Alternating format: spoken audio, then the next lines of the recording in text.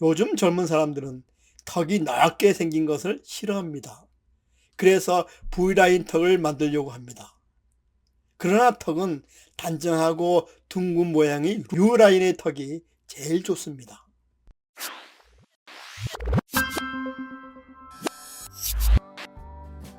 안녕하세요. 고전의 한수 엄태범TV입니다. 오늘 고전의 한수는 돈복 있는 관상 탑3 세 가지에 대해서 말씀을 드려보겠습니다. 첫째, 넓은 눈두덩이를 가진 사람입니다. 관상학에서는 전태궁이 넓게 생긴 사람은 넓은 집에서 살게 된다 그랬습니다. 따라서 눈과 눈썹 사이 전태궁은 넓어야 합니다. 눈두덩이 표준 넓이는요, 눈 하나 들어가는 것입니다.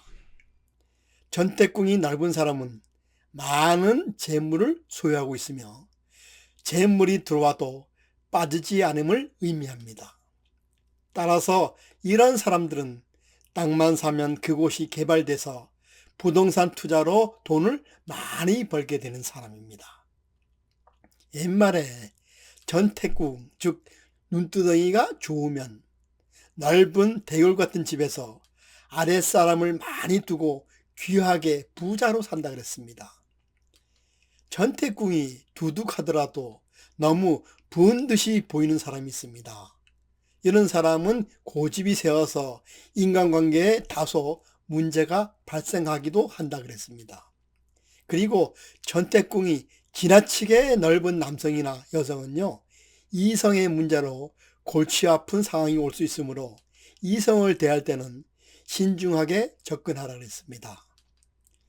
요즘 젊은 여성들이 많이 하는 쌍꺼풀 수술은 상대적으로 눈두덩이가 좁아지고 눈이 커져 보이게 합니다. 쌍꺼풀 수술을 하게 되면 전태궁이 좁아져 부동산 문제가 생길 수 있으니 신중하게 결정하고 시행해야 합니다.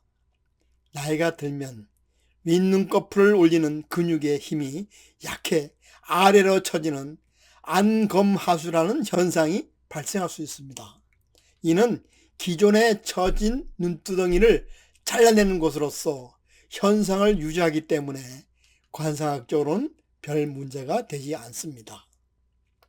둘째, 쓸개코를 가진 사람입니다.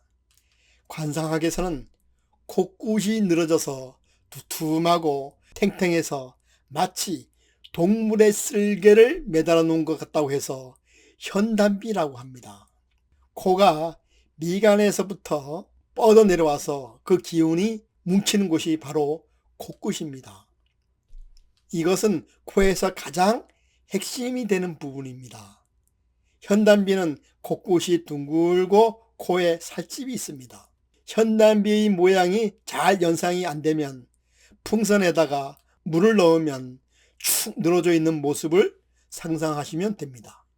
여기서 물을 돈으로 보고 풍선을 주머니로 생각하면 됩니다. 큰 주머니에 물이 많으면 많을수록 돈이 많다고 생각하면 됩니다. 원래 코의 뿌리인 상근은 널찍해야 하지만 현단비만은 예외여서 콧뿌리가 가늘면서 코끝이 축 늘어지면 재물복이 있는 코로 봅니다. 이런 쓸개코를 가지고 있으면 성격도 원만하고 총명해서 나이가 들수록 부귀영화를 누리며 노년을 보낸다 그랬습니다.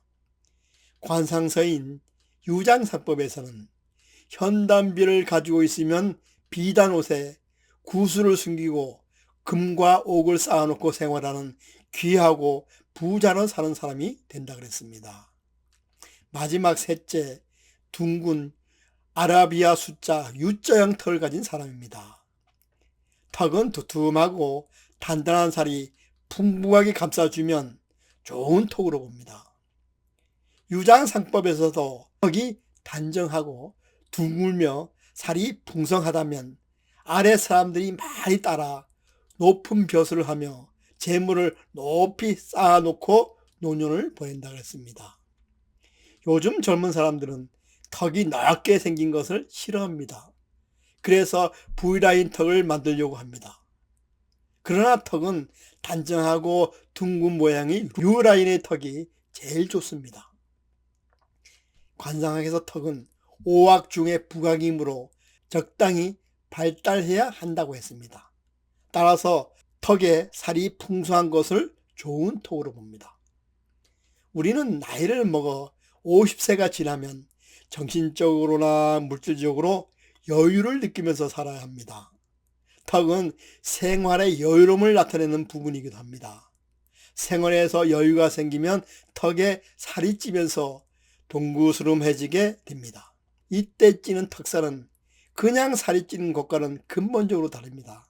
따라서 턱에 적당하게 살이 붙으면 좋은 관상으로 변해서 결국 부자로 살게 됩니다. 그럼 오늘 고전의 한수는 여기서 마치고 다음 시간에 다시 찾아뵙도록 하겠습니다.